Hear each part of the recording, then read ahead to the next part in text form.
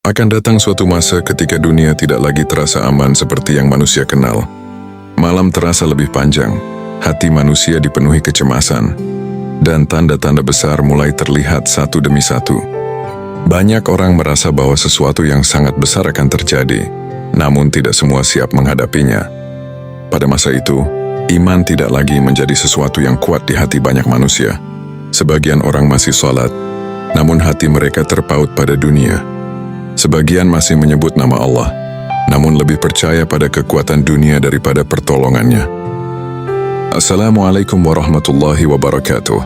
Selamat datang di channel History Islam, channel dakwah Islam yang mengajak kita merenungi kisah-kisah Al-Quran, sejarah umat terdahulu, dan pelajaran iman untuk kehidupan hari ini. Dalam hadis syahih, Rasulullah menegaskan bahwa sejak Nabi Adam diciptakan hingga hari kiamat, tidak ada fitnah yang lebih besar daripada fitnah Dajjal.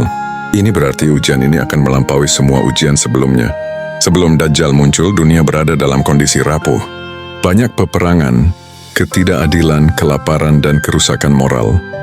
Manusia mulai terbiasa dengan dosa, dan kebenaran terasa asing di tengah masyarakat. Ketika hati sudah jauh dari Al-Quran, maka kebohongan akan terlihat seperti kebenaran. Pada masa itu banyak manusia lebih percaya pada apa yang mereka lihat dengan mata. Mereka tidak percaya apa yang Allah firmankan dalam kitabnya. Allah telah memperingatkan manusia agar tidak tertipu oleh dunia. Firman Allah dalam Al-Quran surat Fatir ayat 5. Wahai manusia, sesungguhnya janji Allah adalah benar, maka janganlah kehidupan dunia memperdayakan kamu. Ayat ini menjadi pengingat bahwa dunia bisa menjadi alat penipuan terbesar jika hati tidak terikat kepada Allah. Kabar tentang sosok aneh mulai menyebar. Dari satu wilayah ke wilayah lain, manusia mendengar tentang seorang yang memiliki kemampuan luar biasa. Sebagian menganggapnya sebagai penyelamat, sebagian merasa takut. Namun rasa penasaran membuat banyak orang ingin melihatnya. Karena kesulitan hidup, banyak manusia berharap pada sosok yang menjanjikan kemudahan.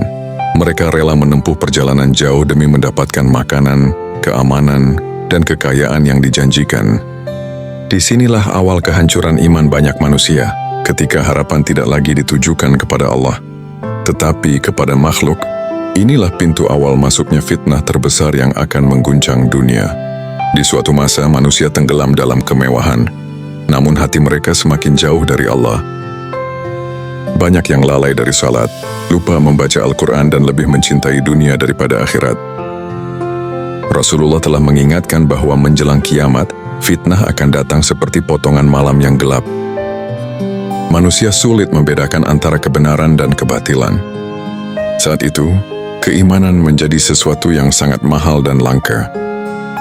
Rasulullah bersabda, "Segeralah kalian beramal sebelum datang fitnah-fitnah seperti malam yang gelap gulita."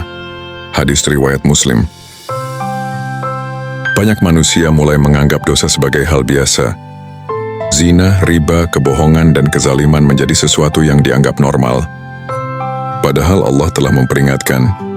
Allah berfirman, "Telah tampak kerusakan di darat dan di laut disebabkan karena perbuatan tangan manusia." Quran Surat Ar-Rum ayat 41. Kerusakan itu bukan hanya pada alam, tetapi juga pada hati manusia. Hati menjadi keras, tidak tersentuh oleh ayat-ayat Allah.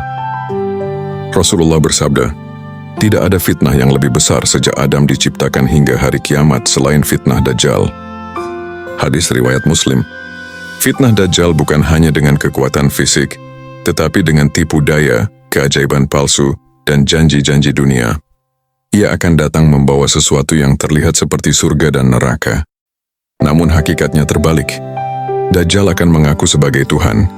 Ia akan memerintahkan langit untuk menurunkan hujan, dan bumi menumbuhkan tanaman. Sehingga manusia yang lemah imannya akan mengikutinya karena mengira ia memiliki kekuasaan ilahi. Padahal Allah telah menegaskan, "Sesungguhnya Tuhanmu adalah Allah, tidak ada Tuhan selain Dia." Quran Surat Al-Baqarah ayat 163. Orang-orang beriman akan menghadapi ujian luar biasa. Mereka akan lapar, miskin, dan ditekan karena tidak mau mengikuti Dajjal. Namun Allah berfirman, apakah manusia mengira bahwa mereka akan dibiarkan hanya dengan mengatakan, "Kami telah beriman," dan mereka tidak diuji? Quran Surat Al-Ankabut ayat 2. iman saat itu benar-benar diuji antara memilih dunia atau mempertahankan tauhid. Rasulullah mengajarkan doa khusus. Allahumma inni a'udzubika min azabi jahannam, wa min azabil qabri, wa min fitnatil mahya wal mamat, wa min syarri fitnatil masihid dajjal. Hadis riwayat Muslim.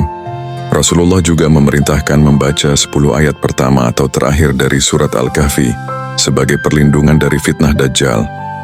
Allah berfirman, barang siapa yang mempersekutukan Allah, maka sungguh Allah haramkan baginya surga. Quran Surat Al-Ma'idah ayat 72. Mereka yang menjaga tauhid, meskipun disiksa, meskipun lapar, merekalah yang akan diselamatkan oleh Allah. Dunia mungkin hilang, tetapi akhirat kekal selamanya. Wahai yang menyaksikan, kisah ini bukan sekadar cerita. Ini adalah peringatan nyata dari Rasulullah. Channel ini dibuat untuk mengingatkan tentang akhir zaman, memperkuat iman, dan mengajak kembali kepada Al-Quran dan Sunnah. Jangan tunggu Dajjal datang baru kita bertaubat. Taubatlah sekarang, perbaiki salat, perbanyak zikir, dan kuatkan tauhid. Fitnah Dajjal semakin meluas ke berbagai penjuru negeri. Kota-kota besar dipenuhi kepanikan. Manusia saling bertanya, siapa yang masih di atas kebenaran dan siapa yang telah tertipu oleh keajaiban palsu? Banyak orang kehilangan pegangan, karena apa yang mereka lihat dengan mata bertentangan dengan apa yang diajarkan oleh iman. Jalan-jalan dipenuhi manusia yang kebingungan, sebagian menangis, sebagian berdoa, dan sebagian lagi mulai meragukan kebenaran. Orang-orang beriman diuji dengan ujian yang belum pernah mereka alami sebelumnya. Mereka melihat keajaiban yang menipu, namun hati mereka bergetar mengingat peringatan Rasulullah tentang fitnah terbesar di akhir zaman. Mereka saling menguatkan, mengingatkan untuk tetap membaca ayat-ayat Al-Quran dan menjaga salat. Di tengah tekanan, hanya iman yang menjadi benteng terakhir. Dajjal berdiri di hadapan manusia dengan penuh kesombongan. Ia mengklaim memiliki kekuasaan atas hujan, rezeki, dan kehidupan. Sebagian manusia tertipu oleh klaim tersebut, menganggapnya sebagai Tuhan. Namun orang-orang beriman melihat kebohongan itu dengan mata hati, karena mereka tahu bahwa hanya Allah yang maha kuasa atas segala sesuatu. Manusia terpecah menjadi dua golongan yang sangat jelas. Golongan yang mengikuti Dajjal demi dunia dan kenyamanan, dan golongan yang tetap berpegang pada iman meski harus menanggung lapar, takut, dan ancaman. Perbedaan ini semakin tajam, dan dunia terasa semakin gelap oleh kebohongan. Di tengah malam, orang-orang beriman bangun untuk berdoa. Dengan air mata mereka memohon perlindungan dari fitnah Dajjal. Mereka membaca doa yang diajarkan Rasulullah agar dijauhkan dari fitnah hidup, mati, dan fitnah Al-Masih Dajjal. Suasana malam dipenuhi isak tangis dan harapan kepada Allah semata. Di saat fajar menyingsing, langit tampak berbeda dari biasanya. Cahaya putih keemasan membelah awan, membuat manusia terdiam dalam ketakutan dan keheranan. Orang-orang beriman merasakan getaran iman di hati mereka, karena mereka teringat kabar dari Rasulullah bahwa pada saat itulah Nabi Isa alaihissalam akan diturunkan oleh Allah. Nabi Isa alaihissalam turun sebagai pertolongan bagi umat manusia dan sebagai tanda besar akhir zaman. Allah menurunkan Nabi Isa alaihissalam di Menara Putih di sebelah timur Damaskus. Hal ini sesuai dengan hadits syahih yang menyebutkan bahwa beliau akan turun dengan mengenakan dua pakaian berwarna kekuningan, meletakkan kedua tangannya di atas sayap dua malaikat. Peristiwa ini membuat bumi seakan berhenti berputar, karena inilah momen yang telah ditunggu selama berabad-abad. Kaum beriman yang menyaksikan peristiwa itu langsung menangis dan bersujud. Air mata mereka mengalir karena rasa syukur dan haru. Mereka sadar bahwa pertolongan Allah benar-benar nyata. Ketakutan yang selama ini menghantui mereka mulai berubah menjadi harapan dan keyakinan bahwa kebatilan pasti akan dihancurkan. Nabi Isa alaihissalam tidak datang sebagai nabi baru, tetapi sebagai pengikut syariat Nabi Muhammad. Beliau memimpin kaum muslimin dengan keadilan dan ketegasan. Ini menegaskan bahwa Islam adalah agama yang diridai hingga akhir zaman. Kaum beriman merasa semakin kuat, karena kini mereka dipimpin oleh seorang nabi yang diutus langsung oleh Allah di saat fitnah terbesar. Untuk pertama kalinya, Dajjal merasakan ketakutan yang sesungguhnya. Ketika ia mengetahui turunnya Nabi Isa alaihissalam, wajahnya berubah. Kesombongan yang selama ini ia tunjukkan mulai terguncang. Ia sadar bahwa akhir dari fitnahnya sudah semakin dekat, dan kekuasaan palsunya akan segera dihancurkan oleh izin Allah. Setelah turunnya Nabi Isa alaihissalam, kaum beriman bergerak bersama beliau untuk mengejar Dajjal. Tidak ada lagi tempat di bumi yang terasa aman bagi sang pendusta besar itu. Setiap langkahnya dipenuhi ketakutan, sementara kaum beriman dipenuhi keyakinan bahwa janji Allah pasti benar. Dunia seakan menjadi saksi dari pengejaran terbesar yang pernah terjadi dalam sejarah manusia. Dajjal akhirnya terpojok di sebuah tempat yang dikenal sebagai Gerbang Lud. Di sanalah takdirnya ditentukan, tubuhnya gemetar, dan segala tipu daya yang selama ini ia gunakan tidak lagi berguna. Hadits menyebutkan bahwa di tempat inilah Nabi Isa alaihissalam akan membunuh Dajjal dengan izin Allah, mengakhiri fitnah terbesar sepanjang sejarah umat manusia. Dengan izin Allah, Nabi Isa alaihissalam membunuh Dajjal. Pada saat itu, kebatilan runtuh seketika. Fitnah yang selama ini menyesatkan jutaan manusia berakhir dalam satu momen yang menentukan. Kaum beriman menyaksikan dengan rasa takjub dan takut, menyadari bahwa tidak ada kekuatan yang mampu melawan kehendak Allah.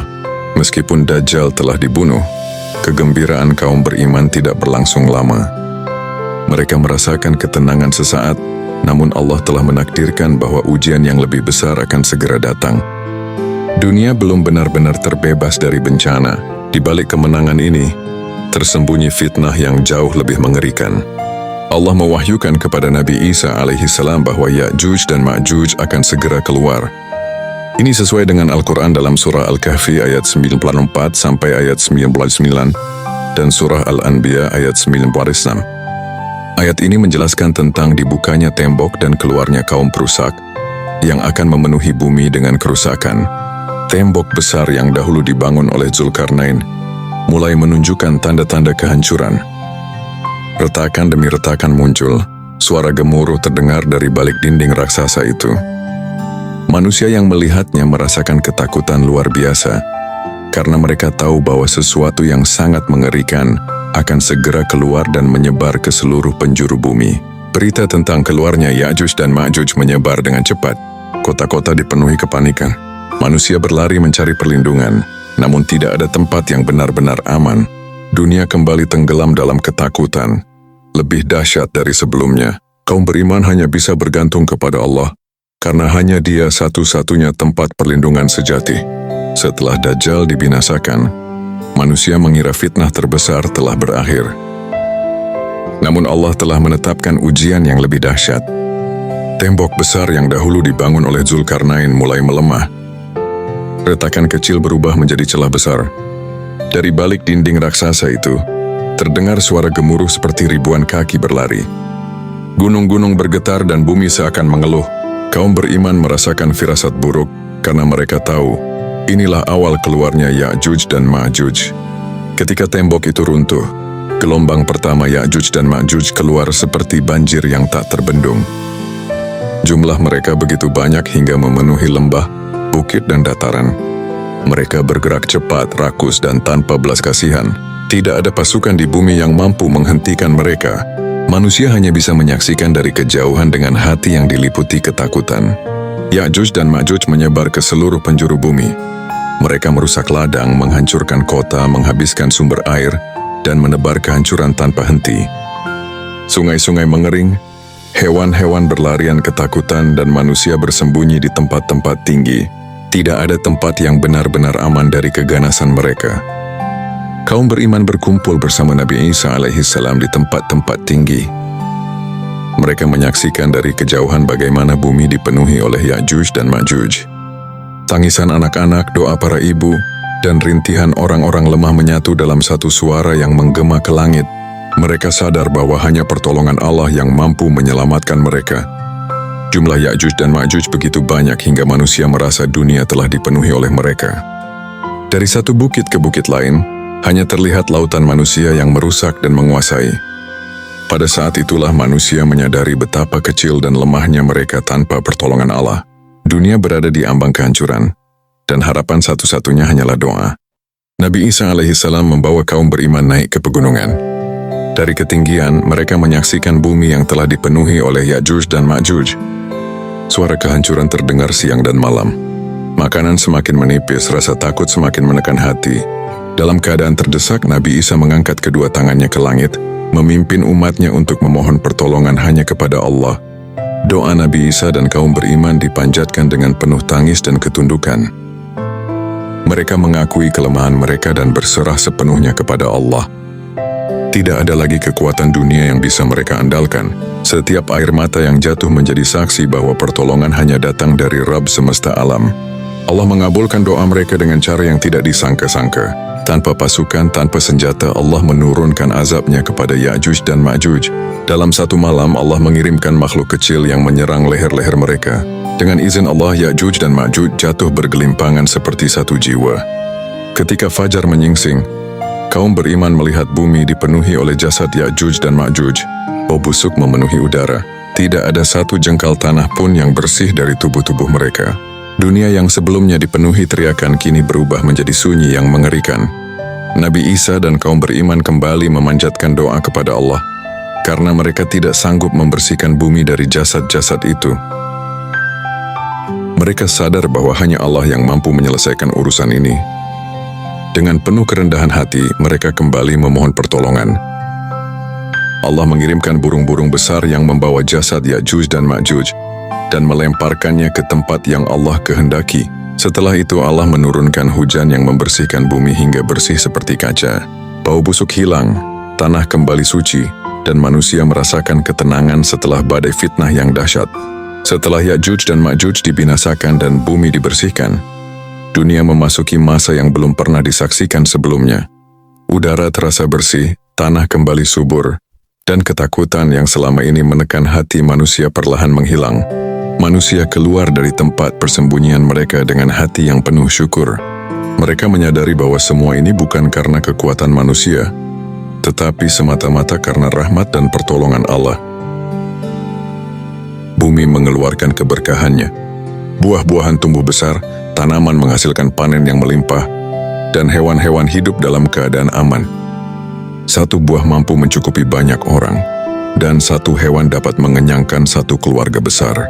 Dunia yang sebelumnya penuh ketakutan kini dipenuhi oleh rasa cukup dan ketenangan. Hati manusia menjadi lembut. Kebencian, iri, dan dengki perlahan menghilang. Tidak ada lagi permusuhan seperti dahulu. Manusia hidup dalam kedamaian dan saling menolong. Dunia merasakan ketenangan yang jarang terjadi sejak awal penciptaan. Semua peristiwa ini menjadi peringatan bagi umat akhir zaman bahwa fitnah dunia, kekuasaan, dan kesombongan hanyalah sementara. Kemenangan sejati bukan pada harta dan kekuatan, tetapi pada keimanan dan keteguhan hati. Barang siapa yang bertahan dalam iman, maka Allah akan memberikan keselamatan baik di dunia maupun di akhirat. Wahai saudara-saudari, kisah ini bukan sekadar cerita tetapi peringatan nyata dari Allah tentang akhir zaman. Selama masih ada waktu, mari kita perbaiki iman, perbanyak taubat, dan mendekatkan diri kepada Al-Quran dan Sunnah. Jangan tunggu hingga fitnah datang, karena saat itu penyesalan tidak lagi berguna.